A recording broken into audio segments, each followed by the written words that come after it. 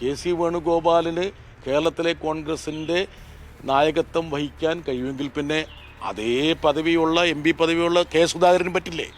അപ്പം മെയ് 4 വരെ ഇവർക്കൊക്കെ സ്വപ്നം കാണാനുള്ള ഒരു സ്വാതന്ത്ര്യമുണ്ട്. കഴിഞ്ഞ തെരഞ്ഞെടുപ്പിന് ശേഷവും ഇതുപോലുള്ള ഒരു ഇടവേള ഉണ്ടായിരുന്നു ഇല്ലേ ശരത്തെ, വോട്ടെണ്ണാൻ വേണ്ടിയിട്ട്. ആ സമയത്ത് എന്തെല്ലാം സ്വപ്നങ്ങളാണ് ആൾക്കാർ നെയ്തെടുത്തത്. മന്ത്രിമാരെ പോലും അവർ പ്രഖ്യാപിച്ചു, ഉദ്യോഗസ്ഥന്മാരെ പോലും വിളിച്ചു വരുത്തി. അപ്പോൾ കഴിഞ്ഞ പ്രാവശ്യം നടന്ന ആ ഒരു പൊറാട്ട് നാടകത്തിൻ്റെ ഒരു ആവർത്തനം നടക്കുകയാണ്. പിന്നെ കെ. സുധാകരന് ചില കാര്യങ്ങളിൽ കണക്ക് ചോദിക്കാനും തീർപ്പ് കൽപ്പിക്കാനും ഉണ്ട്.